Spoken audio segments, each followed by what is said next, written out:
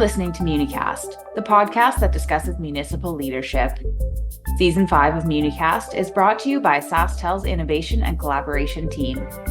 SaskTel can help you sort through the noise to create solutions that add value quickly, whether it's reducing your environmental footprint, driving investment, community development, or just saving money. Contact your SaskTel account manager to find out more. MuniCast is hosted by Suma, the voice of Saskatchewan's hometowns. I'm Stephanie, Suma's Education and Events Advisor, and I'm joined today by Sean McKenzie, Suma's Director of Advocacy Services. In Season 5 of MuniCast, we are discussing how truth and reconciliation relates to municipalities.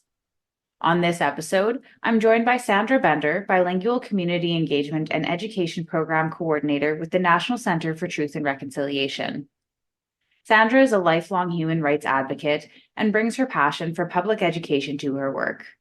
She is a proud member of the 2S LGBTQIA+ community, feminist and neurodivergent, and believes in bringing an intersectional lens to every aspect of her life.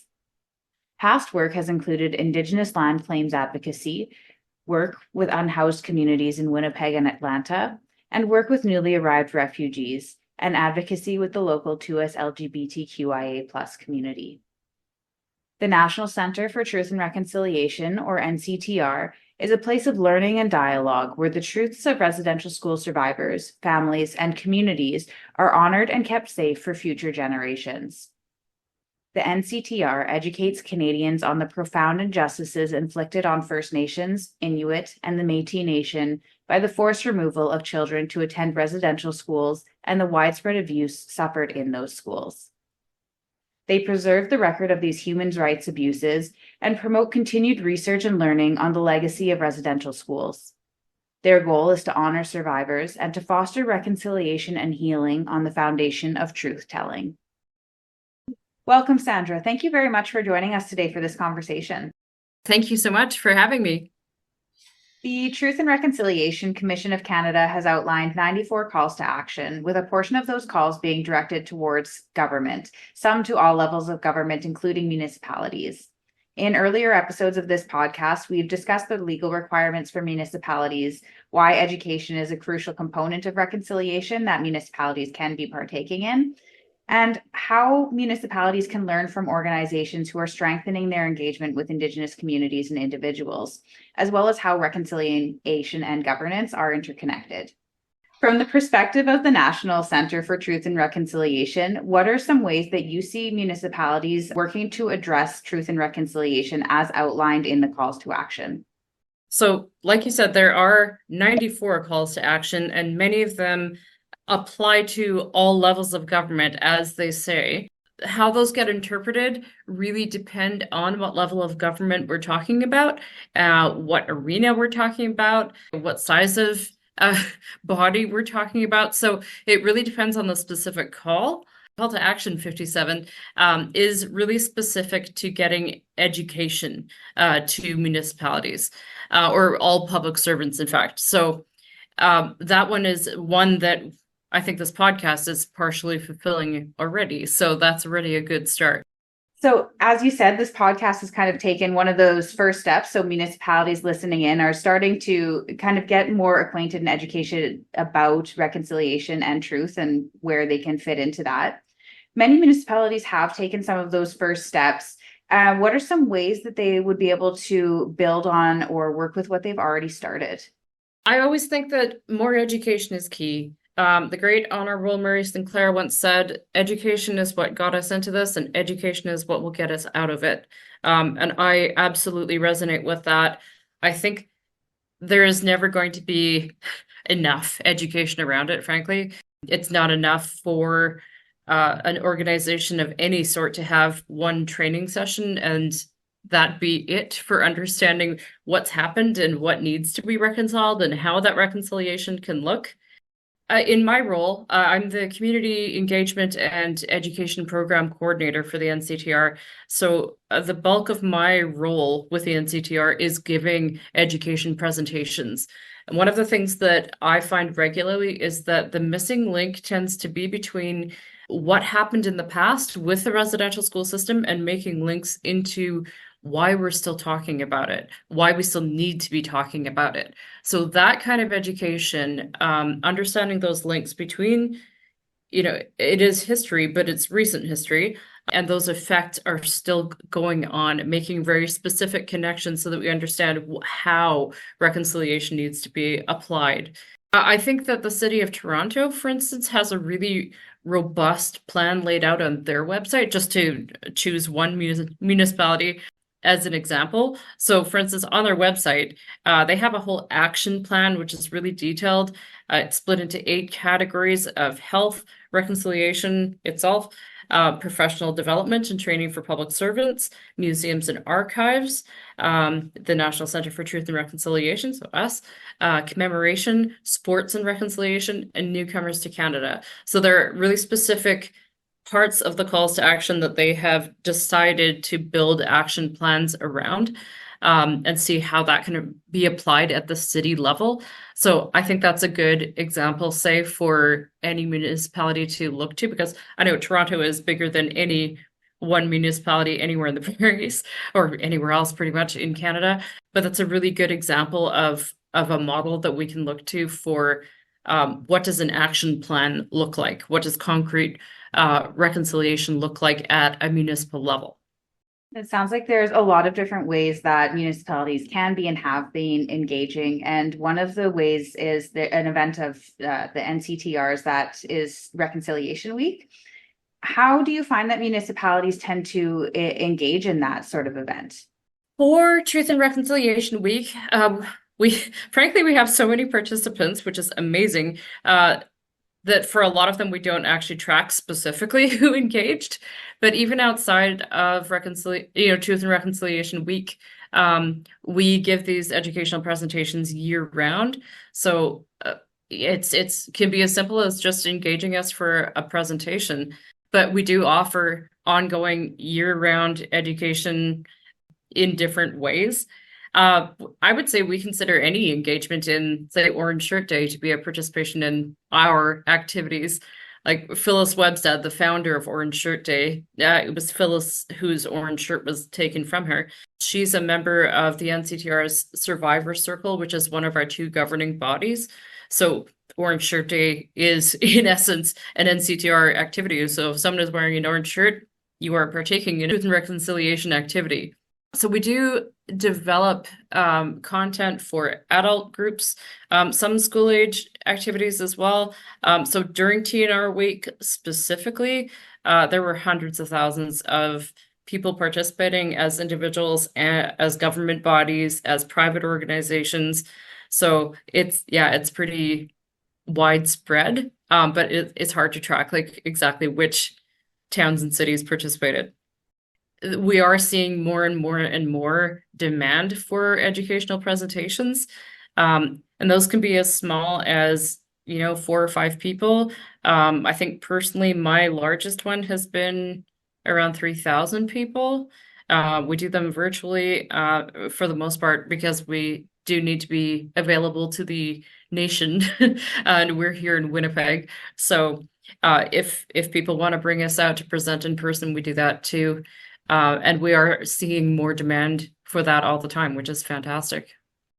One of the things that we've seen adopted most widely with respect to reconciliation is the land acknowledgement piece. And I think there's a lot of strength there in terms of it telling the truth of what was in the treaties and what the relationships were supposed to be, the truth of all of us standing on treaty territory. And I wonder if you can maybe talk to us a little bit about the importance of truth as it's paired with reconciliation and the power of that truth. That is a fantastic question. I think that if we don't know the full truth, we don't know what it is we need to reconcile. I think that land acknowledgements are a fantastic thing. I think the trap can be that they become repetitive, or if they're not backed up with meaningful action, it can feel like an empty gesture. I think it's really important for people to come together and say, recognize the truth that some of this land falls under legal obligations grouped into the treaties. Quite a lot of the land that we all live on doesn't. a lot of what we would call crown land is unceded, untreated Indigenous land. So at least acknowledging the responsibilities that we have, because treaties are nation to nation relationships. They're not just a Canadian thing. These are global ways of understanding nation to nation commitments. So just to have a treaty land acknowledgement to say we are on land that is covered by a legal agreement that is not being upheld by the nation in power, I think is just a good reminder. That's part of the truth of our country.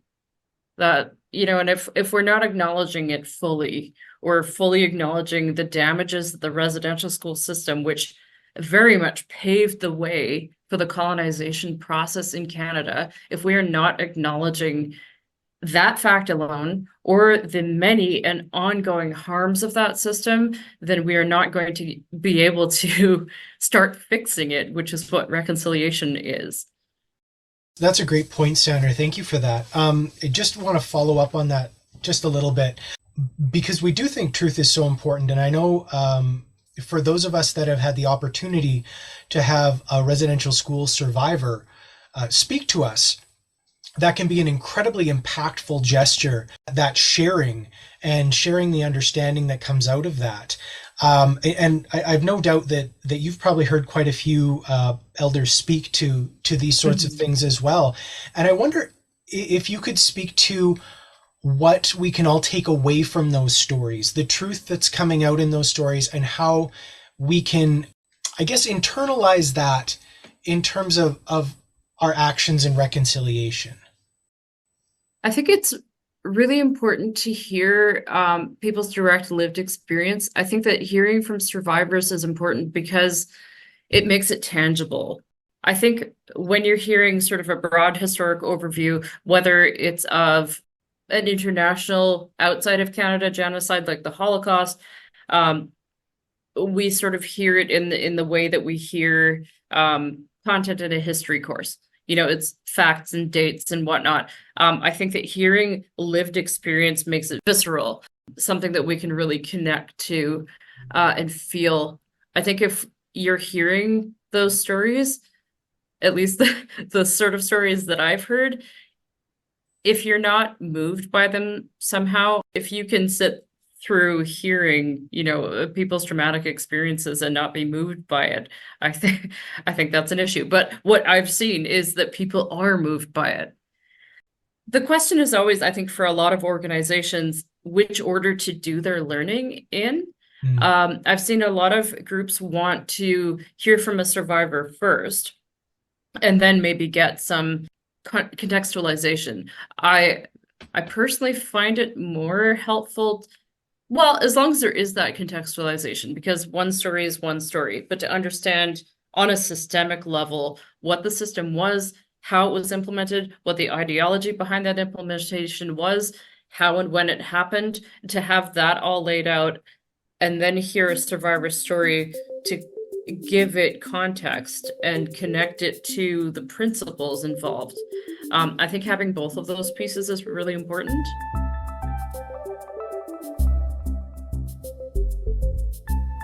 Across the province, SaskTel is engaged with many different municipal organizations who seek to innovate. Contact your SaskTel account manager to learn more about these initiatives and how they can help your municipality today.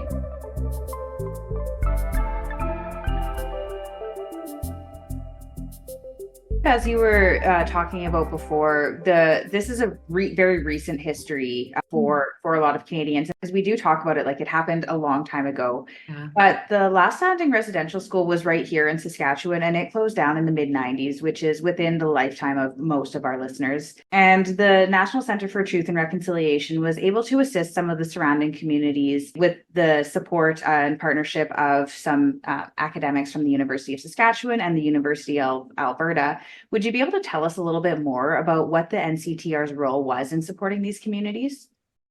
We have a few different specific ways of offering communities support.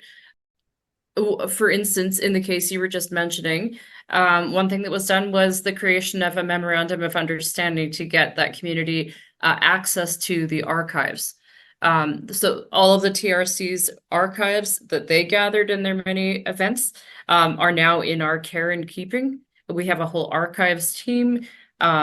We have an access and privacy team that handles the legal side of that record access.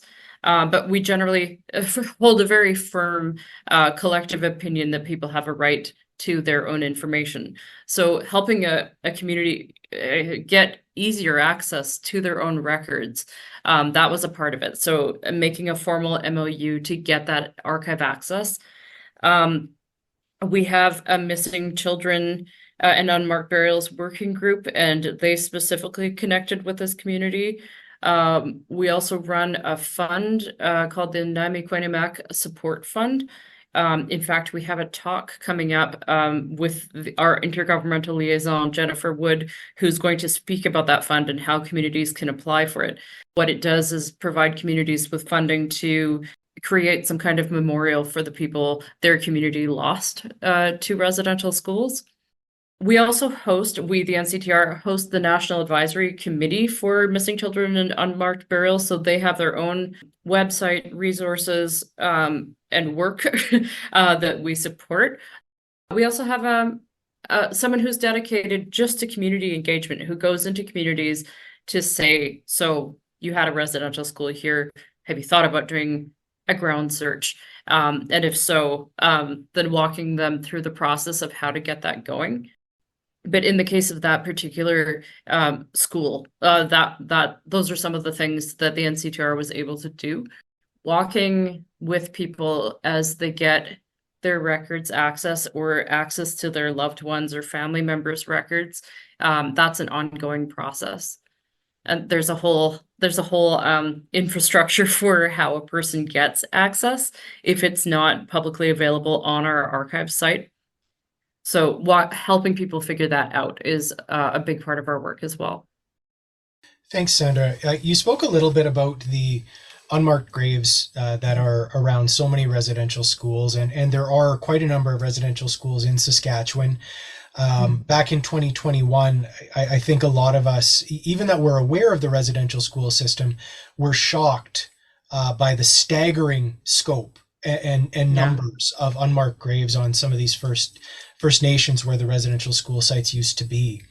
I wonder if you have any advice for municipalities that include or are near a residential school site, and how they can work with their surrounding First Nations to acknowledge that history and kind of, I don't want to say just share sympathy, but gain that understanding and show acceptance and caring toward that First Nation.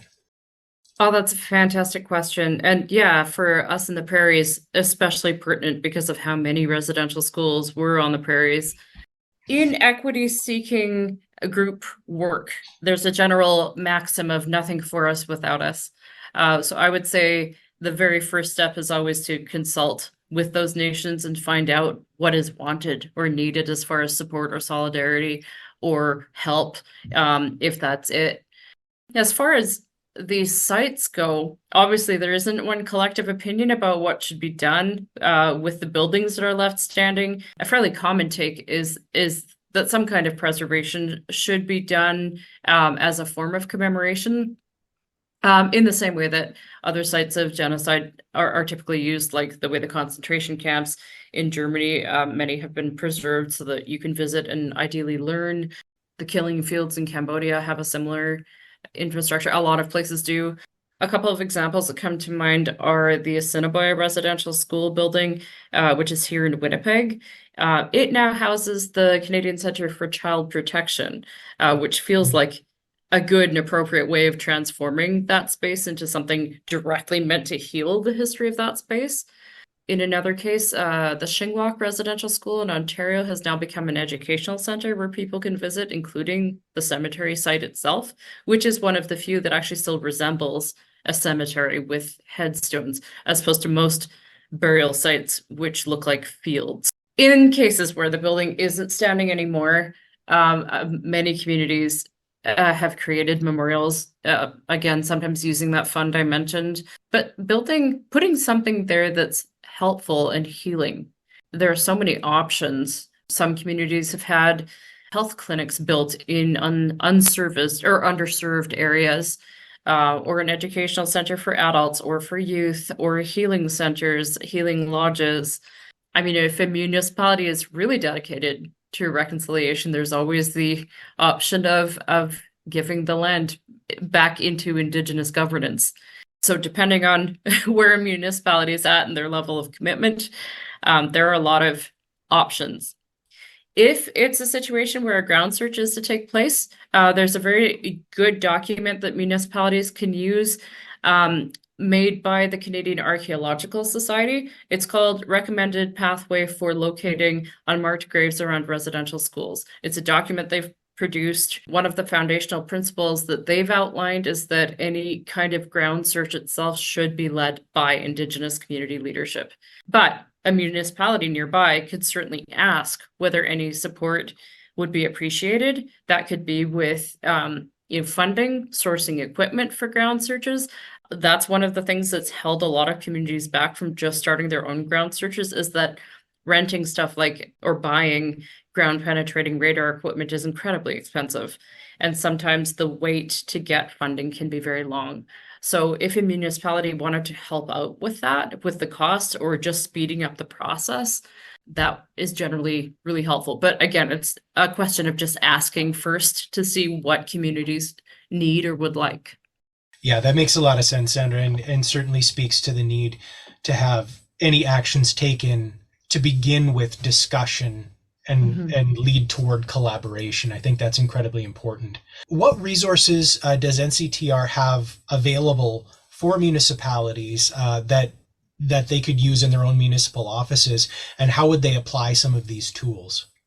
That's a solid question. As far as specific resources for municipalities, I would say that's creating those is something that the National Advisory Committee has taken on, and they do have a long list of resources on their website. I know that others are currently in development, but I'm not actually sure where they're at currently. What we mainly provide is education, but the NAC may well offer that. One of the things we've just done is launch 2 new educational series that are free. So this one we're calling Residential School History and Legacy 101. It's meant to be an introductory level, probably about an hour and 15 minutes long, with a little bit of time for discussion or questions at the end, meant for anyone who would like to get in at the ground level and find out a bit more about that. We're planning to offer this monthly. It's a Zoom webinar, so it's free, easy to access. The other series that we're having is about the Nami-Quinnipiac Support Fund, how it's been used, who can apply for it, how that works, etc. So I think those should be really interesting. Those will alternate between featuring NCTR staff and their work, and then featuring external speakers who will speak on a particular topic. The March one will be our first one with external speakers, because March has International Women's Day. The topic we've invited people to speak on is the topic of sacred women, the notion that Indigenous women are sacred, which is a concept that I was personally taught from Dr. Karine Duhamel, who was one of the authors of the National Inquiry on Missing Murdered Indigenous Women and Girls. So that contrast between the way Indigenous women and girls and Two-Spirit people are sometimes quite literally treated like trash. I don't know if you're aware of our landfill search controversy in Manitoba, but it's a discussion over whether or not to search a landfill for known human remains of Indigenous women who were murdered and disposed of there. Dr. Duhamel herself is one of the speakers for this, as well as an Indigenous elder and another Indigenous woman who's forged her way in the corporate sector. So I think that these are just ongoing options for people to learn. And again, those are free as well. Education is the main resource we offer. Thank you, Sandra. That sounds like there'll be some very insightful conversations coming up. And so hopefully some of our members will have the opportunity to join in and engage with those too. Thank you very much for taking the time to speak with us today. This has been a really insightful conversation, so I appreciate you being here. Do you have any final comments that you would like to make for our listeners? I would just say that everyone is in their own place in their learning and understanding journey, we really like to think of Canada as a good country. It's really easy to kind of look at other countries in the world and say, well, we're a lot better than them. So I think that's one of the biggest stumbling blocks to really getting to a place of understanding, because a lot of people tend to feel a bit of a knee-jerk instinct to defend systems which they're maybe being told that they're the beneficiaries of, while other people are still being oppressed by them. That's not a comfortable thought. No, we like to live at peace with the realities that we're in, so our brains find ways to try to make that make sense. Responding to the subject matter in general for non-Indigenous people tends to produce a bit of a defensive reaction. So that's one of my first most broadly applicable pieces of advice is, if you find yourself getting defensive about the stuff, just keep listening. If you can possibly listen to a survivor directly, do. There are lots of great documentaries. There are reports. Like there are so many ways to keep learning. Podcasts like this one, if people's attention spans are shorter, there are TED Talks, there's fiction, there are movies, there are the actual reports like the calls to action. The United Nations Declaration on the Rights of Indigenous Peoples is out there too, and that applies to Indigenous peoples globally, not just here in Canada. So understanding even what the legal rights of Indigenous peoples are, and Canada is a signatory country to that declaration. So we as a nation agree with those rights. There's a lot we can do, but if we're at an earlier point in our learning journey, that's okay. I would say just keep going. This brings us to the end of another episode of MuniCast. The final episode of Season 5 will feature a conversation on economic reconciliation with Cadmus Delorme and Thomas Benjo of One Hoop. The episode will be available on February 21st.